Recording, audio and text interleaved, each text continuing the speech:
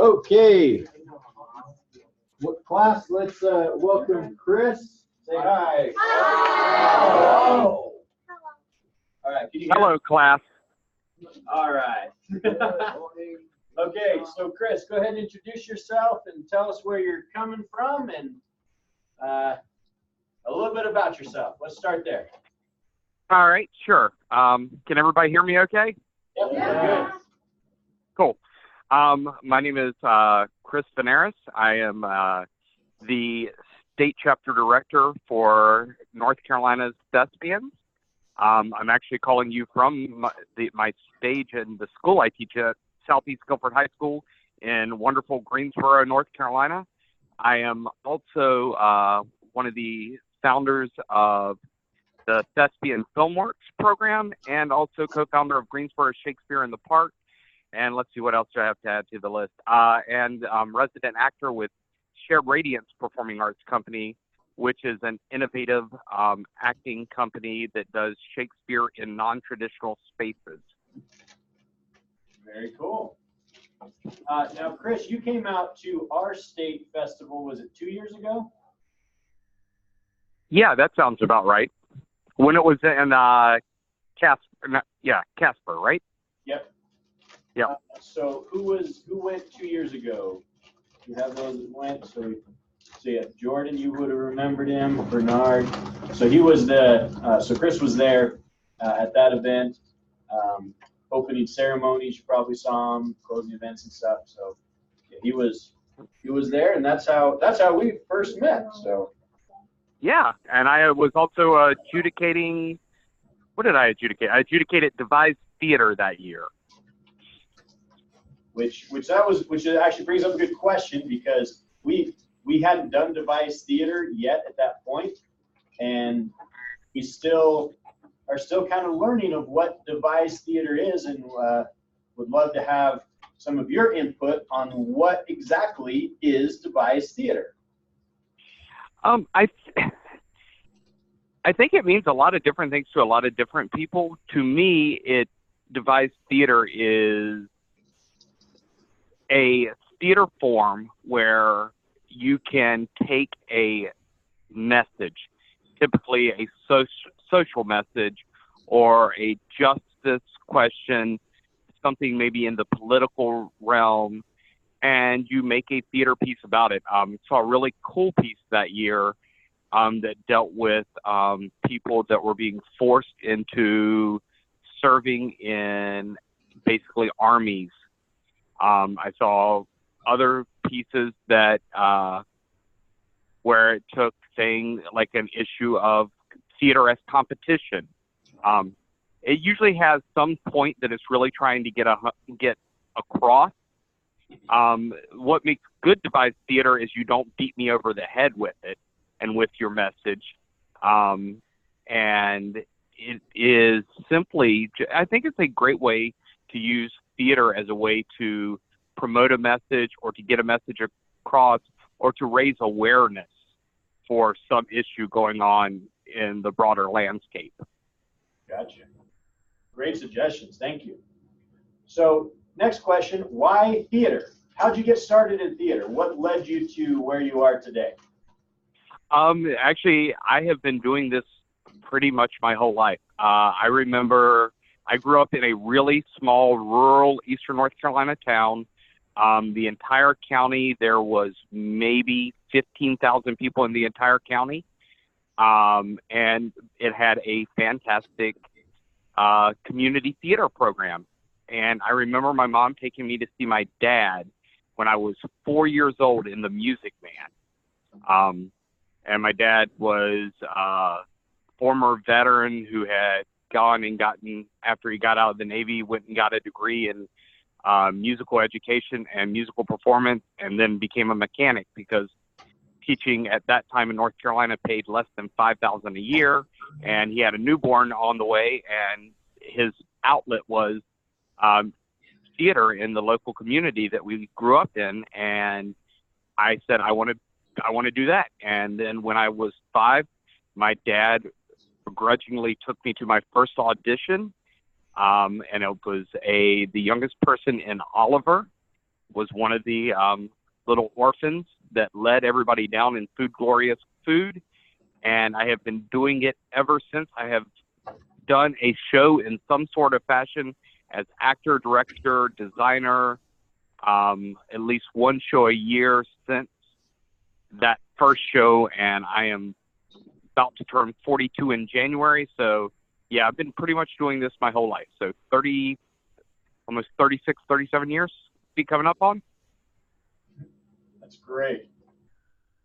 So now tell us a little bit about the process. You said that you're some of the other items that you're working in, like you've helped create some of these other companies, I guess, if you will, of producing theater. How'd that come about? Well, I'll start first with Greensboro Shakespeare in the Park, which was my baby. I was tired of the only things that were available to actors in the summer in Greensboro, North Carolina, were big musicals. I have several students that were always like, oh, yay, look, another musical. I don't sing, I don't dance. And I was like, I went to, along with my wife and my best friend, we went to the Greensboro Parks and Rec, and they have a theater group in the city, and we were like, hey, let's do Shakespeare in the Park. We will help run it if y'all provide us free park. And they bit on it, and we've been running strong ever since. We started the very first year with Macbeth, which I actually acted in. I didn't direct.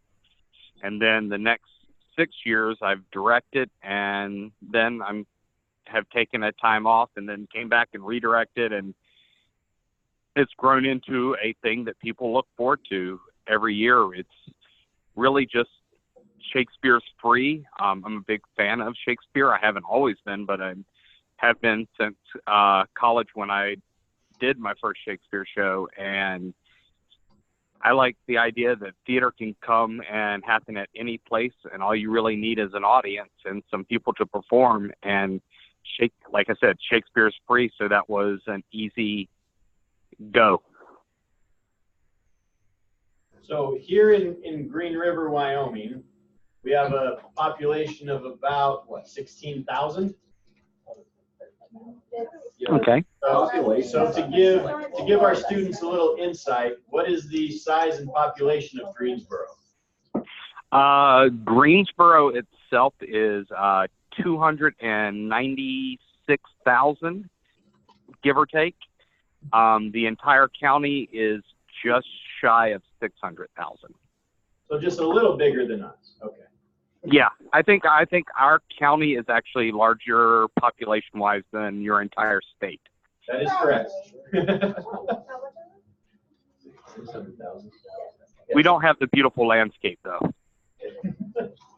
But you guys have better food. We're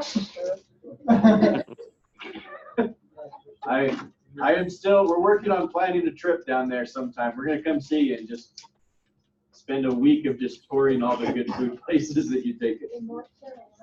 Oh, yeah, anytime. So tell us about some of your directing is kind of your main thing. What are some of the upcoming shows that you're working on that you're planning on doing? Currently,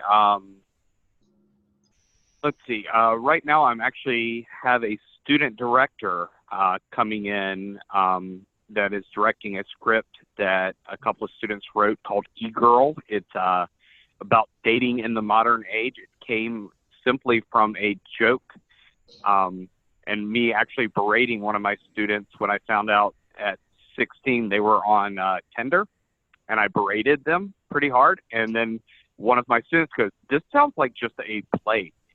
And so they wrote a play called E-Girl. It's called E-Girl Dating in a Modern Age. And so I will be working and helping that one of my seniors direct this piece. That's what we're working on. Just got finished with our read-through yesterday.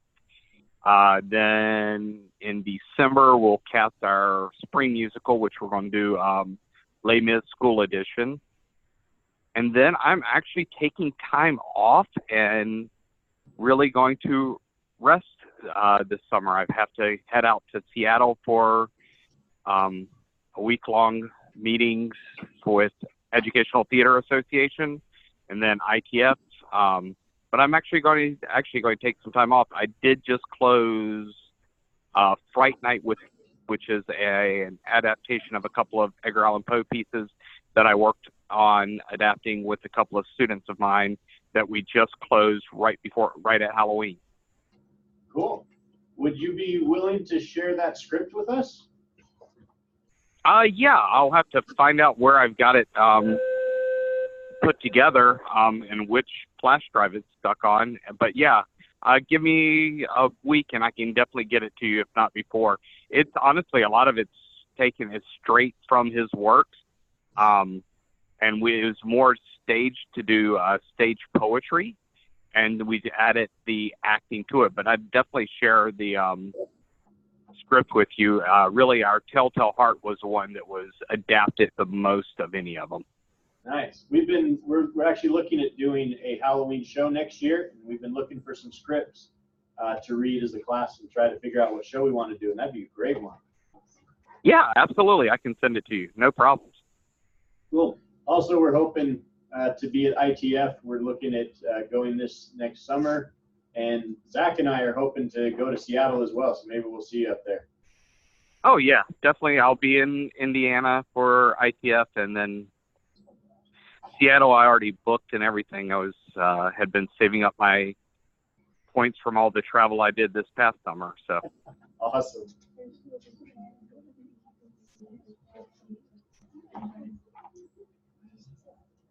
Any more questions or things y'all want to talk about? Yes, we do. We're going to let some students ask some questions. So go ahead, and when you ask the question, make sure you introduce yourself. Tell Chris what year in school you were in, and then ask your question. So we'll start with Amber. All right. Hi, my name is Amber. I am a junior, and I was just wondering, like, what's been like the strangest show for you to direct? Thank you for that question, Amber. Strangest show. Honestly, one of the strangest shows for me to direct. Good gracious. I will honestly say I directed As You Like It with Greensboro Shakespeare in the Park. That was the second year we had the company together, and I had been working with, at that time, North Carolina Shakespeare Festival's executive director and artistic director to try to get more word out about the project and about the company. And opening night, it was a gorgeous start, and then all of a sudden, just the wind started to howl. There was only like supposed to be a 10% chance of thunderstorms, and it literally destroyed the entire set with just coming up, because we're performing on a little stage in a park. And it was, the strangest thing about it was, I looked at it and I was sitting next to the artistic director from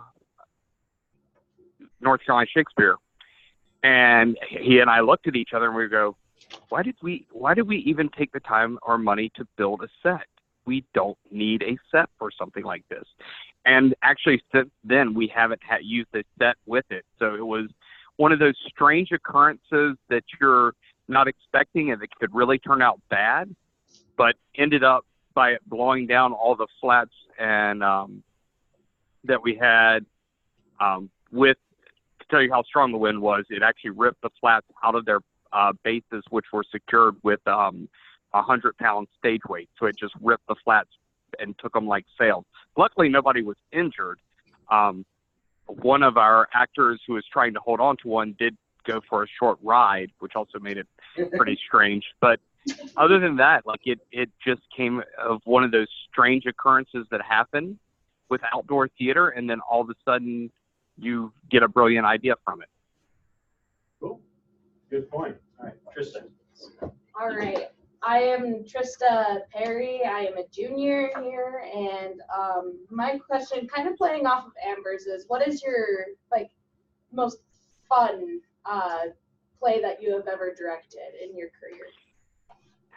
That's easy. Rock of Ages, School Edition. I was born in the late 70s, raised on 80s music, mainly because it annoyed my parents, who were both hippies and loved all the 60s stuff, and I do love that music, but my 80s were the rebellion phase of my childhood and my youth, so Rock of Ages has been easily the most fun. I found the show when I was at a conference actually in Vegas. I saw it when the EDTA conference was in Vegas, and I was like, oh, I wonder if they have a school edition of that show. I'd love to do that show. Because, well, the actual version is never going to get on many high school stages ever that I know of, especially not in the conservative area of Greensboro that I'm in. And we found the high school edition, and it was just so much fun. It was basically became like a concert with a storyline, and it ended up packing the house each night. Like, I had parents that a lot of them are my age now, showing up in old band shirts and old concert t-shirts that they had. They were singing along and rocking along to the music, which I typically don't condone in musical theater, but for that show, it just worked perfectly. And just the response of all the kids who all of a sudden are talking about trying to find tickets to a lot of these bands that are still touring today and wanting to go see them. And having one of my favorite bands of the 80s was Bon Jovi, and having one of the students going, who is Bon Jovi, when he first auditioned? And by the end was like, had bought vinyl of almost every Bon Jovi album ever created, including all the hits and all. And he's like singing the stuff walking through the halls. So, yeah. That's awesome. That's great. Cameron. My name is Cameron Farrell. I'm a junior here. And I was wondering about how many students do you have in your theater department? And is it easier directing a small cast or a large cast? I right now, usually on a normal year, we have somewhere in the neighborhood of, in just classes.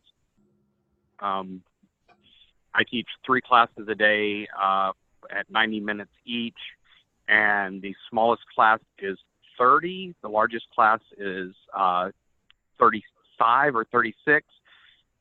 So overnight, right around 100 students in just class. One of my classes is a audition only class, which is actually my largest class, and we run like a repertory theater company most years. This year we're trying something a little different, and I'm going back to the repertory idea next year. But so we do that, and then I do 2 shows outside of school, like that anybody can audition to, and typically the musical gets a huge turnout. The straight show typically is hit or miss. So I tend to try to find musicals with more medium to larger cast. That's just what turns out. And then for other shows, straight shows, I typically try to look for a little bit medium to smaller cast. I personally like directing smaller casts. I think you can get, as a director, you can get much more intimate moments on stage. You can get more out of the actors because you're working with so few. Another show that would be up there with one of my favorite shows to direct is I directed Night Mother with high schoolers, and that's just 2 people on stage the whole time, and it deals with a very tough subject matter. But I got more out of those 2 actresses than I probably have out of any other show, just because it was such a tight experience, and we did all our rehearsals after school, and just worked and worked and worked, and they really lived those characters. So as a director, I have fun with musicals and I have fun with a large cast, but if I truly have my druthers, I will always take a small cast and work on it. I actually just directed Romeo and Juliet for a professional theater company and doubled most of it. And we did it, Romeo and Juliet, with just 12 people. And it was one of the best experience. It was probably the best experience I've ever had professionally directing, just because of the commitment to each and every character they had. And the only characters we did not double up on were Romeo, Juliet, and the nurse. No, I take that back, because the nurse even was a doubled role. So just Romeo and Juliet were the only two I didn't double up in some fashion. Hi, I'm Ashley Ray. I'm a senior here in Green River High. Have you ever been to Washington State? And if so, what were your favorite places to go? And if not, where are you most likely wanting to go? I have never been. I've never touched the Pacific Coast, so I am really, really excited. I know I have a lot of meetings that I have to attend to, so I'm actually, when I get there, one of the first things I'll do is I will start to look at food spots. I'm a big foodie. I like to try different things. I like to eat. So that will be one of the first things I do. And then the second thing I'll do is try to find and see if there's any experimental theater that's around the area and see if I have time to go see shows.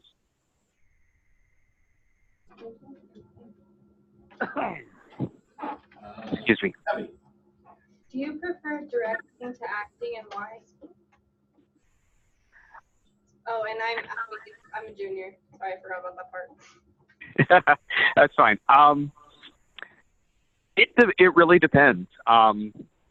I really love to act. And I've actually gone back and forth about once I'm done teaching, I'm planning to go get my master's, and I don't know whether I'm going to go get an MFA in directing or an MFA in acting.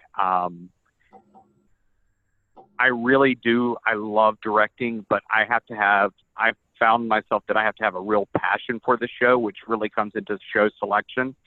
If I'm just given a show and I don't have any true buy-in to it, it's like, hey, this show was picked for you. Will you direct it? I'm not nearly as excited for it.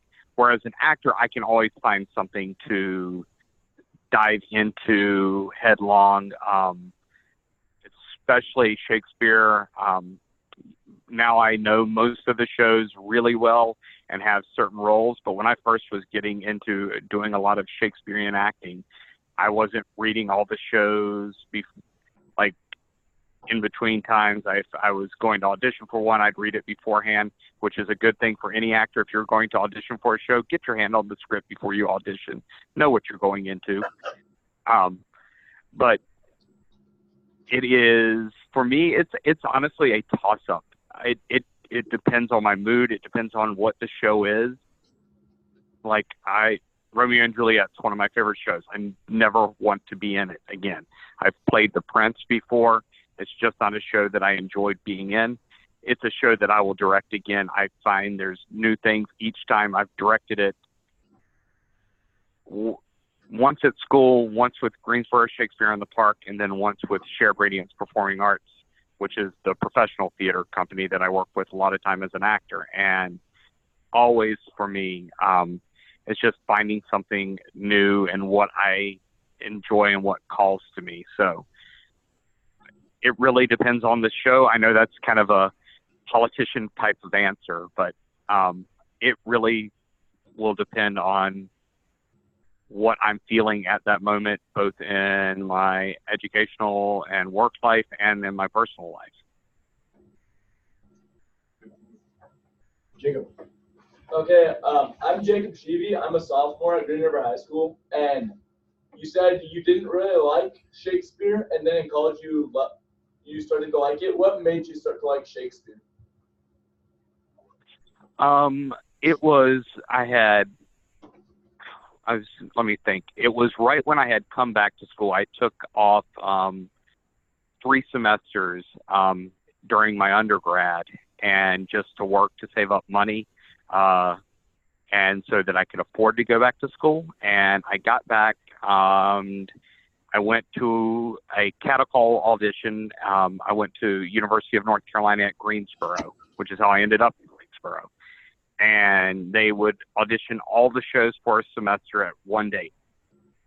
And I got into a callback, and from that callback, I got a second callback. I was called back for just a little small role, and then they wanted to read me for a larger role. And I just, from that moment, there was a director, a man named Michael Campman, who was getting his MFA in directing, and had, every time he talked about Shakespeare, there was just this ooze of enthusiasm, this spark of excitement.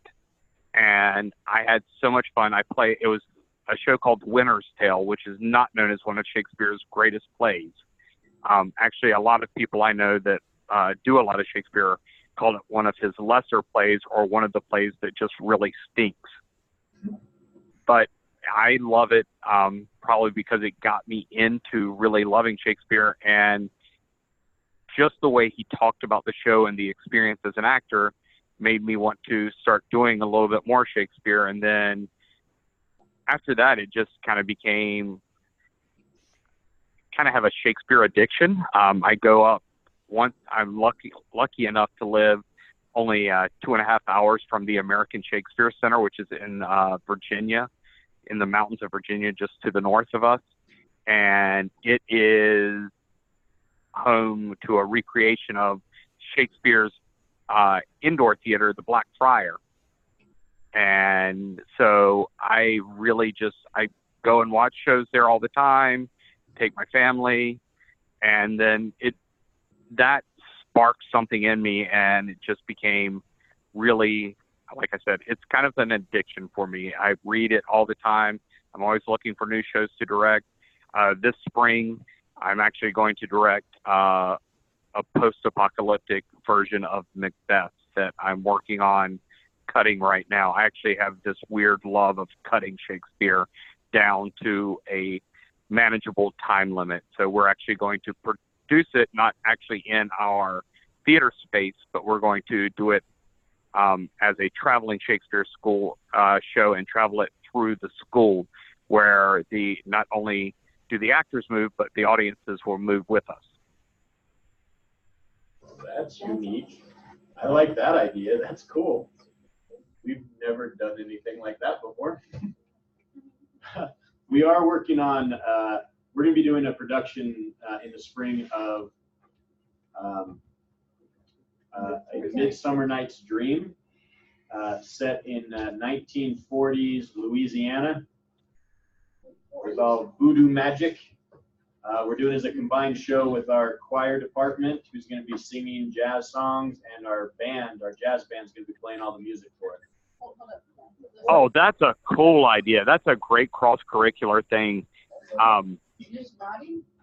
I really like that idea. I kind of might steal that idea. That's a genius idea.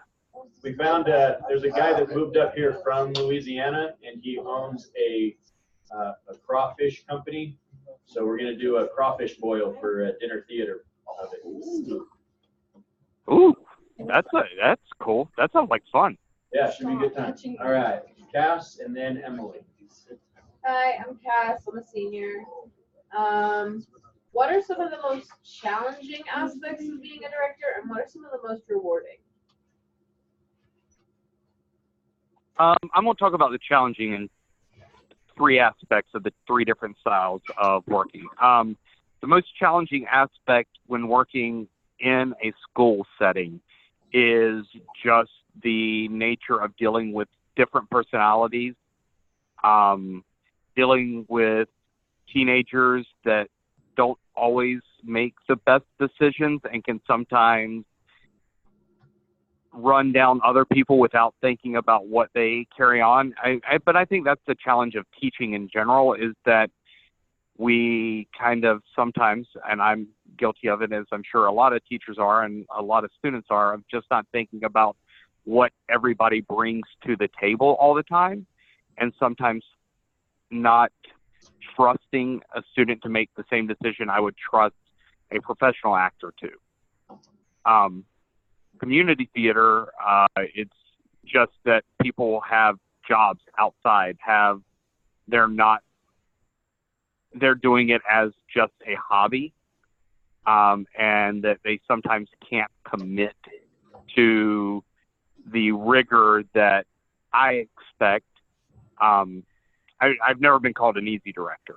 I'm an actor-friendly director, but I'm never easy because I expect so much out of an actor, whether it is a student, a professional, or somebody in a community theater session.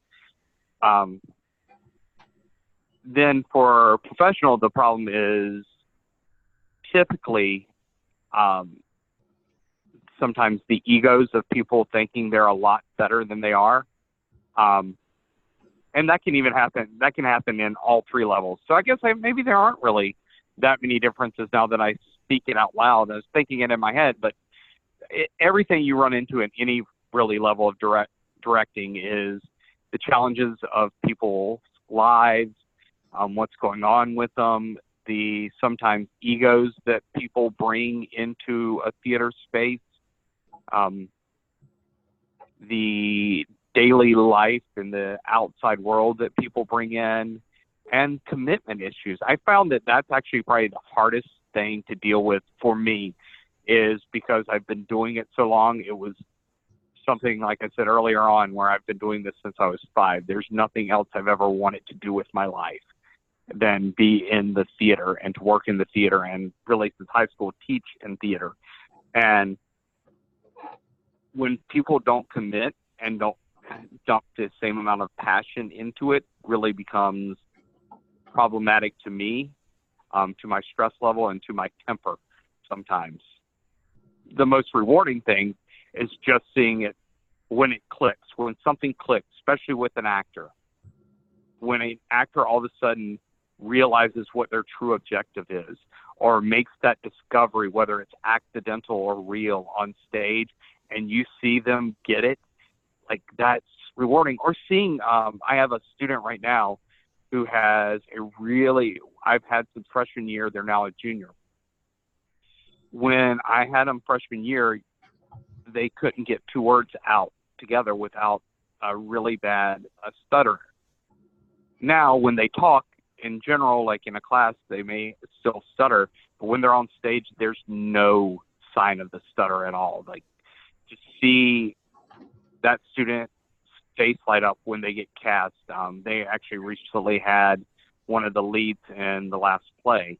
To see that student's family's faces light up when they see them on stage, and just understanding where they started to where they are now. Like, those are just the parts that make your heart melt and realize that you're doing something that is right. You're doing something fun. The other rewarding part is just when you have that breakthrough and something just doesn't look right. You try this, you try that. Your actors are ready to murder you. Your stage manager has burned through like 1,000 erasers and pencils because you keep changing your mind. And then all of a sudden it clicks and you see it and they see it. And then it's like, oh, thank you. It works again. So, yeah. That's awesome. Cool. All right. Who was it next? Emily, did you ask your question? Okay. I'm Emily Skinner, and I'm a junior at Green River High School. And if you could do any single show that like ever existed, what would it be, and what role would you want to have? Ooh.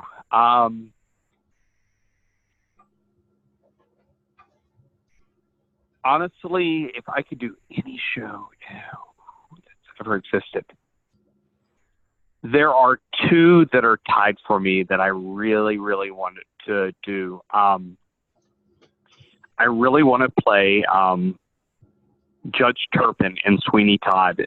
As a musical, it's always been one of my favorite that role is just, it's such a different persona for me. I've always wanted to challenge myself in that role. It's such a creepy, evil, just swarmy role. And as an actor, it's just one of those roles that has so much text and depth behind it that it would be fun to play. The other role that I have always wanted to play is Falstaff.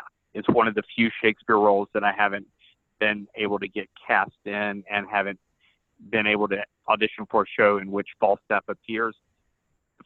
I enjoy Shakespeare's drunks. Those characters are fun to me. They're hilarious, and there's a lot more to them than just being drunk.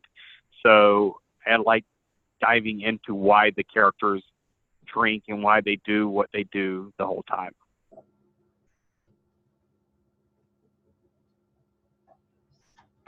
Okay. Jordan? As a director, what do you think, like, what's the most important part of theater and kind of the process of putting together a show? What's the most important part of it to you? I don't know if there's, I don't really know if there is one part that can be put above anything. As a director, to me, the most important part is if you can, and you're choosing the script selection. But if not, the first thing is the research. I never do anything without research and script analysis. Script analysis is probably, and I think that's whether I'm directing, acting, designing, whatever, I always do a script analysis first, whether it is a shorter form analysis or whether it's a full Aristotelian analysis. Being able to analyze the work and understand every part of it, I think, is key, especially as a director, because you are kind of in charge of everything that's going on. And you have to understand the beats, you have to understand the units, you have to understand what every actor, what every character wants, what is blocking them, what are their obstacles. Like, you, as a director, that first initial taking that script and really breaking it down to its tiny pieces and making sure that you understand it, I think will be key for anything. And I might be put just slightly ahead of other parts, but honestly and truthfully, I think it's all important in understanding. But for me, I think probably as a director and as an actor and designer, it, like, that analysis and that initial research is key. Communication with the other people you're working with, I would put right there. If you can't communicate with the people you have to work with, then it can cause major problems. Hello, my name is Landon Dahlman. I am a senior here at Green River High School.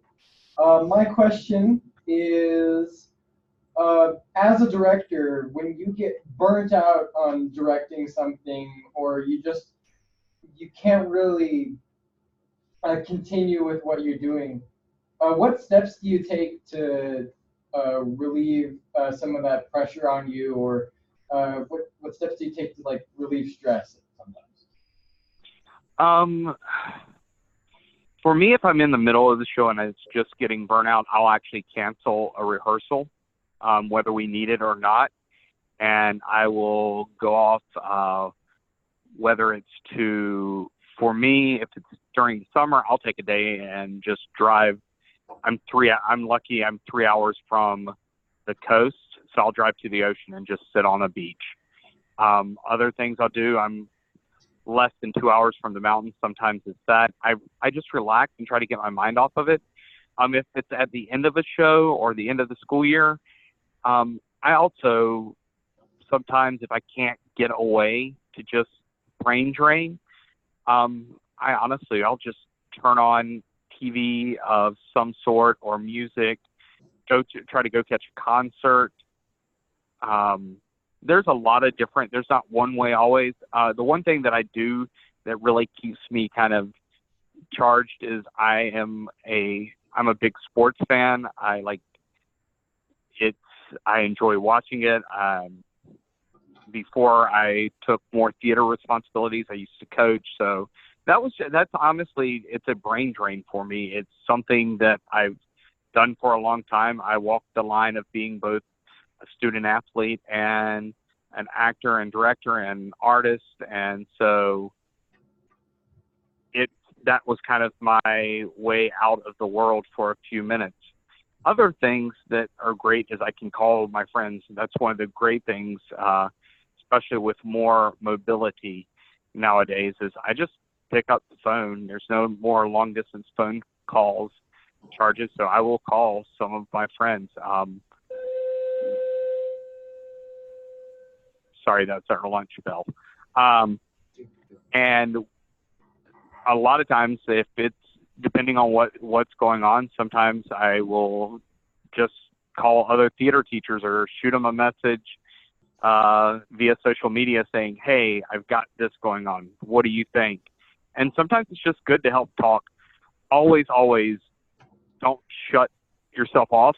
I know that's really hard, especially for people who tend to be more introverts, that sometimes that is their way of draining and getting refocused, is just to kind of close into themselves. Me, I have to talk to people. So any of those things. Great ideas. Awesome, thank you. That's Braxton. I'm Braxton. I'm a junior. What is one of the funniest mistakes that's happened while production? Did you say funniest mistake? Yeah. Okay. Oh gosh.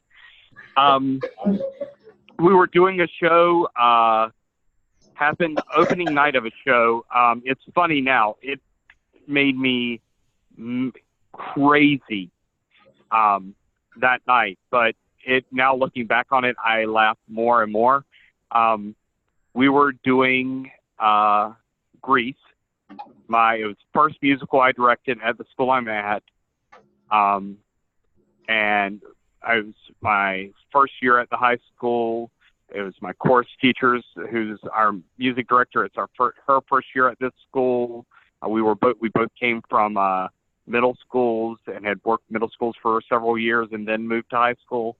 And our guy playing Vince Fontaine, the sound, he forgot to turn off his mic because it was on a mic stand. We had somebody running our sound for us. This is before we had gotten any upgrades, and it was all borrowed and put together from local churches and people that we knew that were just loaning us stuff for the thing. And with all the administrators and a school board member in the audience, into the mic as the lights go down, our Vince Fontaine very loudly says, pardon my language, but oh shit, I forgot my bleeping line. I won't say the other word. And said this, we cut it out as quickly as we could once we realized what happened. The sound, our sound person did, but it was too late. My administrators, you could have, their eyes, luckily really cool administrators, played the biggest prank on the student the next day. They all walked in, because I had the student first thing in the morning, all walked in with our SRO and had convinced him that he had broken FCC violations and was getting arrested for saying that on a live mic, and that he was going to be charged. He went white as a ghost, and he was just like shaking. And then they pulled him outside, and then they all told him no, they were just joking with him. And you could hear him literally like this audible gasp, and everybody at the theater class just busted out laughing. That night, at that time, not good, but now it's one of my funniest moments that we have had happen on stage. All right, thank you so much, Chris, for joining us today, man. We sure appreciate your time and your insight and all you do for theater, for your students, and for theater all over the country with all the advocacy work you do. So thank you. We sure appreciate you. Oh yeah, man, this was fun.